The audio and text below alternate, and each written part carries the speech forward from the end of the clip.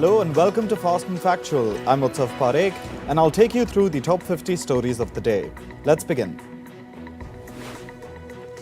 Residents in Ukraine's capital Kyiv were forced to take shelter in a subway station in the early hours of Friday. This as a Russian attack caused air raid alerts across the country. Social media footage showed people sleeping on the floors and benches. They were also seen pitching tents in corridors. Moscow has launched around 20 separate missile and drone strikes against Ukrainian cities since the start of May.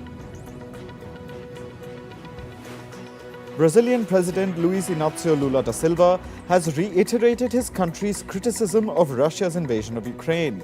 However, Lula says he's been trying to remain neutral in order to be able to broker potential peace talks. Lula has pitched himself as a peace broker to end the war. But the Brazilian president irritated Western countries earlier this year when he suggested that the West had been encouraging war by arming Ukraine. The United States has imposed the first sanctions related to the conflict in Sudan. The sanctions target two firms associated with the Sudanese armed forces and two others linked to the Rapid Support Forces paramilitary group. The US has also warned that it will hold accountable all those undermining peace in the Northeast African country. US President Joe Biden tripped and fell after handing out the last diploma at the US Air Force Academy's graduation ceremony. 80-year-old Biden quickly got up on one knee, helped by three people, and walked back to his seat unassisted. As Biden was helped up, he pointed behind him, seeming to indicate what he tripped over. The White House has said that Biden tripped over a sandbag on stage while he was shaking hands. Chicago's City Council has approved $51 million in funding to help support asylum seekers. The development comes as hundreds of migrants in Chicago are still sleeping on police station floors. City leaders say nearly 10,000 asylum seekers have made their way to Chicago since August 2022, with dozens more arriving each day. Last month, former Chicago Mayor Lori Lightfoot declared a state of emergency in regards to the migrant issue. Australian Prime Minister Anthony Albanese has met with his Singapore counterpart to boost bilateral relations between the two nations. He also met with Singapore's President Halima Yacob and took part in the naming of an orchid. Albanese is later scheduled to deliver a keynote speech at the Shangri-La Dialogue. Singapore has traditionally honoured visiting heads of state by naming orchids after them. Thousands of protesters took to the streets in Florida's Immokalee on Thursday. The demonstrators voiced their opposition to a controversial immigration bill passed by Governor Ron DeSantis. The bill aims to introduce stringent measures aimed at curbing immigration. Parts of the proposed law include rules that any employer with over 25 employees will have to use an e-verify system for documentation. The Swiss government is asking giant online service providers to pay media companies for posting their journalistic works. Switzerland wants to follow the example of the European Union by forcing the compensation of journalists. This when snippets of their articles appear in search results of online service providers. Sri Lanka's President Ranil Wickremesinghe has said that his country's economy is on the road to recovery.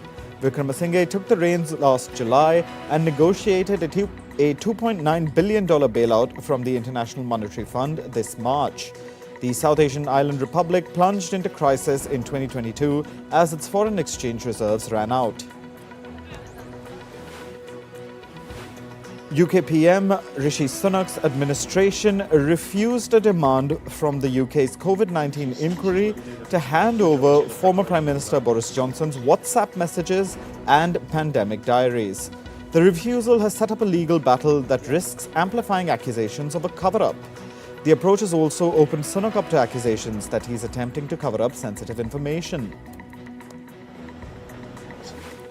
The United Nations Office on Drugs and Crime has said that pre-pandemic trafficking trends are returning. This was in its annual synthetic drug report. This is the United Nations' first report since borders reopened in the post-pandemic period. According to the UN, the meth seizure total was 151 tons in 2022, which is about 20 tons less than 2021. However, the international body has pointed out that the seizure quantity is likely to surpass the 2021 figures this year. 14-year-old Dev Shah, an Indian-origin boy from Florida, has won the 2023 Scripps National Spelling Bee Championship. Shah nailed the word samophile, meaning an organism that thrives in sandy soils, in the 15th round of the contest's finals. He edged out fellow 14-year-old Charlotte Walsh from Virginia. Canada's government is sending its military to the eastern province of Nova Scotia. This is being done to contain the raging wildfires in the area. The US has also pledged additional firefighters to fight the blaze. This comes after Nova Scotia's administration requested for help to contain the wildfires. A record heat wave is scorching parts of eastern Canada. Temperatures reached 34 degrees Celsius, an all-time high. This breaks the previous record by 4 degrees.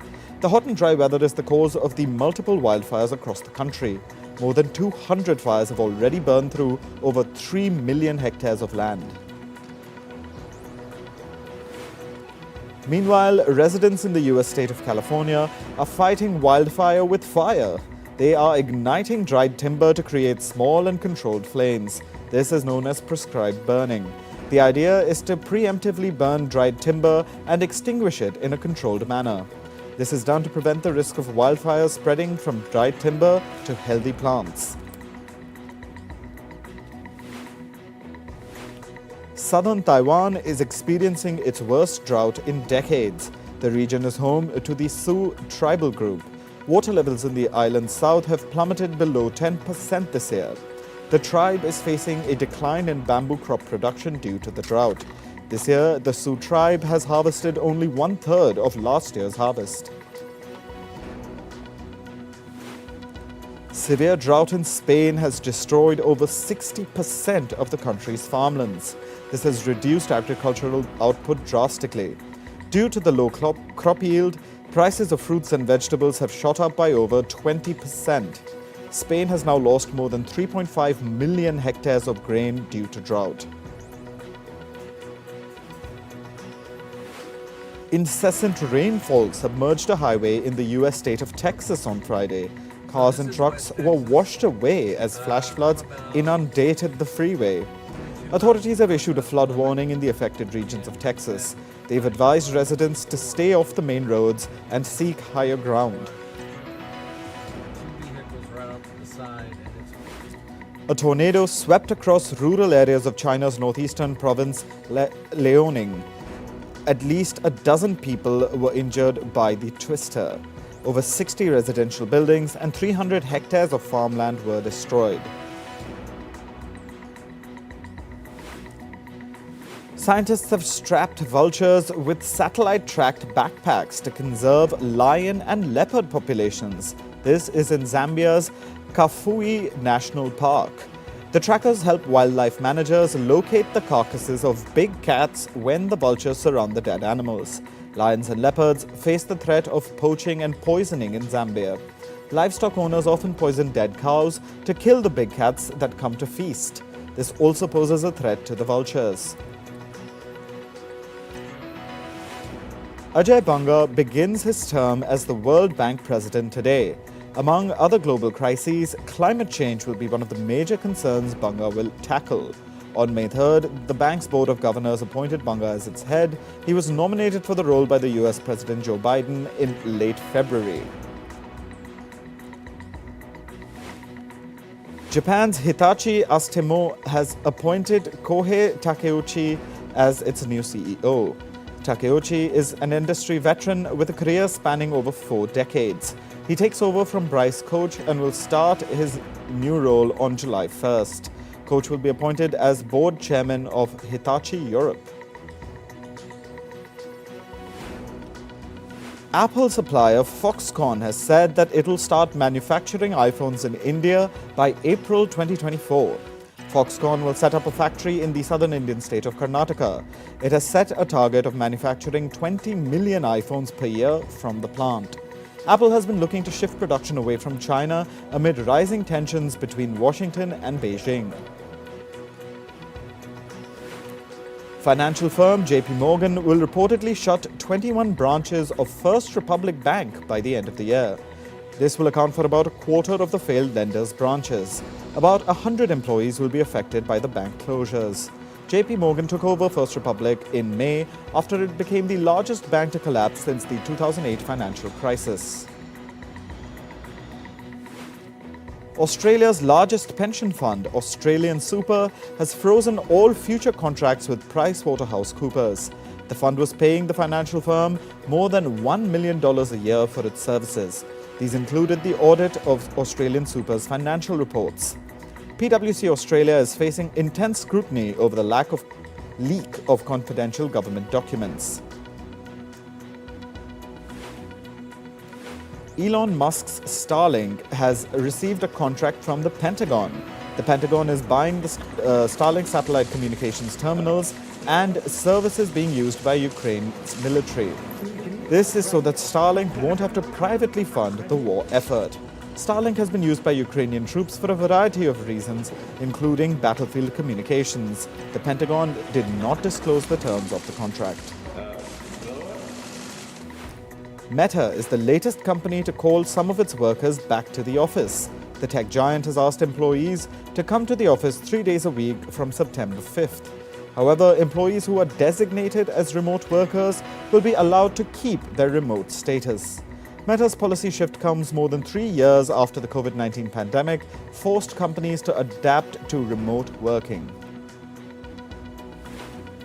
The India head of Amazon Web Services, Puneet Chandok, has resigned.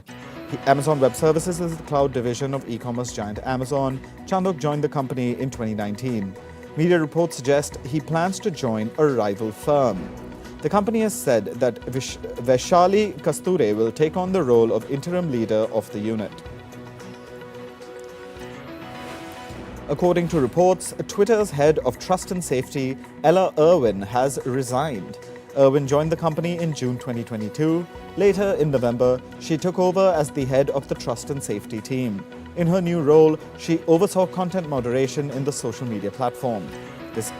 However, Twitter has been facing increasing criticism over its lack of protection against harmful content on the platform. Despite this, the reason for Irwin's departure has not been made public.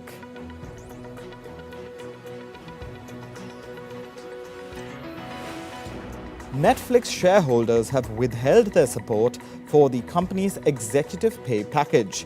This comes after the Writers Guild of America urged investors to vote against the compensation.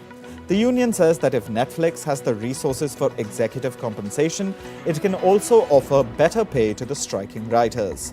The WGA has been protesting for nearly a month now.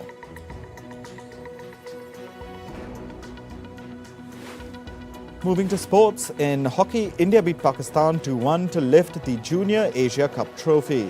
The final was played in the city of Salalah in Oman. Early goals by Angad Bir Singh and Arijit Singh secured a lead for India. Pakistan Abdul Barashat scored the only goal for his team. With the win, India lifted their 4th Junior Asia Cup, the highest among all teams. They've previously lifted the trophy in 2004, 2008 and 2015. In badminton, India's Lakshya Sen stormed into the Thailand Open semi-finals. He beat Malaysia's Jun Hao 21-19, 21-11 in a hard-fought game. Sen is now the only Indian shuttler still playing in the tournament. He will play the semi-finals on Saturday. In cricket, England dominated Ireland on day one of the Lord's Test match. Ireland was bowled out for 172 runs. Pacer Stuart Broad took a 5-wicket haul as he decimated the Irish batting order. Now, England have begun chasing their target.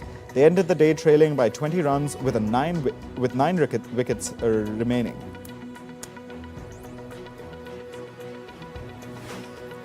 In football, Manchester City and rivals Manchester United will face each other in the FA Cup final on Saturday.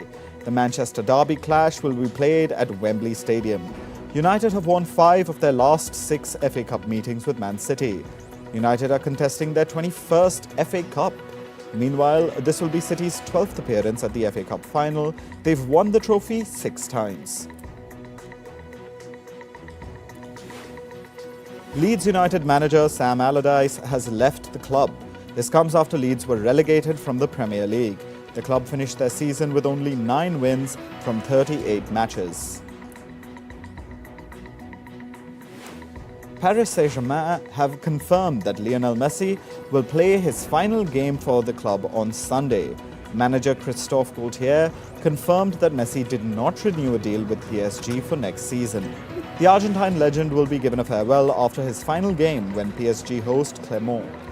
PSG are looking to end the season on a winning note, having already clinched the Ligue 1 title. FC Barcelona bid an emotional farewell to defender Jordi Alba. Alba has spent 11 seasons with Barca. He has played more than 450 games for the Spanish club. Former Barca defenders Gerard Piqué and Sergio Busquets also attended the farewell. Meanwhile, Atletico Madrid and Benfica have shown interest in signing Alba. In tennis, 4th seed Casper Ruud advanced to the 3rd round of the French Open. Ruud looked solid as he beat his Italian opponent 6-2, 6-2, 7-5.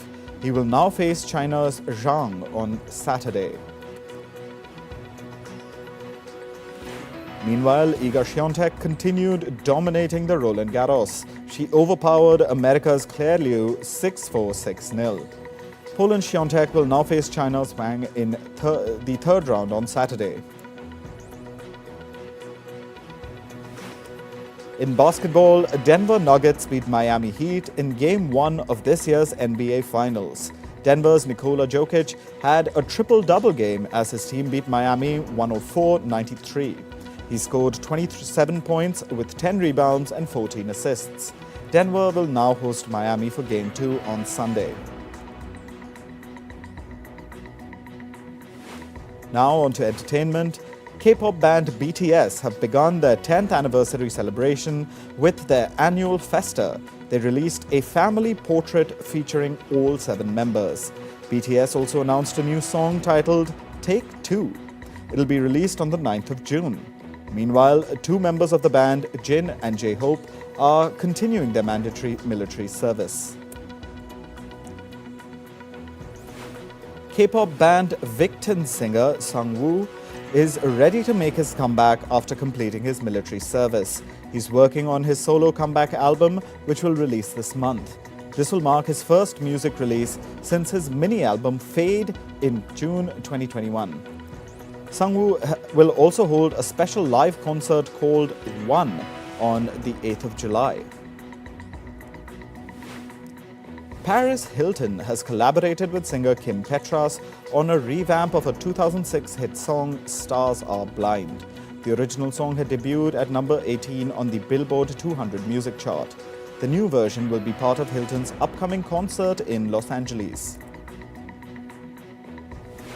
Rock band Queen are in talks to sell their music catalog for $1 billion.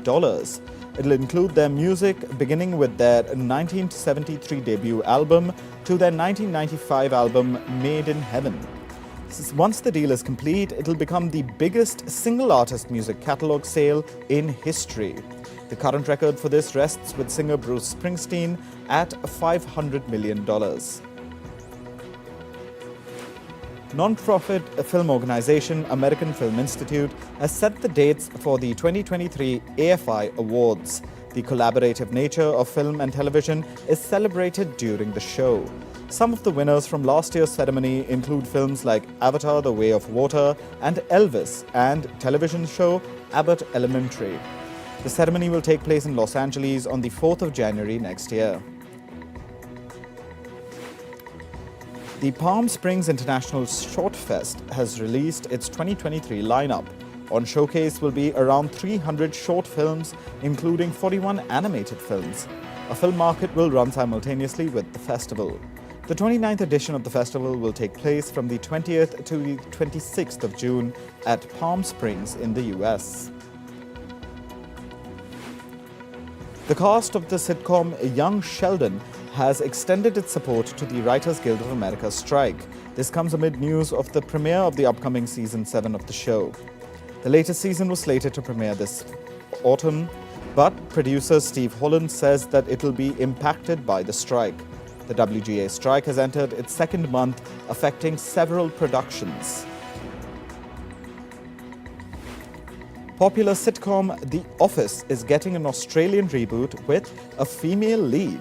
Stand-up comic Felicity Ward will play the role of a manager at a packaging company called Finlay Craddock. The role was played by Steve Carell in the American version. This is the 13th remake of the show and the first to have a female lead. Jordan's Crown Prince Hussein bin Abdullah got married to Saudi Arabian architect Rajwa Al Saif. The ceremony was attended by 140 guests that included heads of states and royals. The couple drove along the streets of Jordan's capital Amman to greet the public soon after the wedding. Fashion designer Roberto Cavalli has launched a capsule collection outside the traditional catwalk calendar. A capsule collection is a limited edition compressed offering by a designer or a fashion house. The collection is inspired by Greek mythology and is called Wild Leda. It was launched at Selfridges in London. This is part of the luxury label's efforts to rebrand itself with a disruptive image.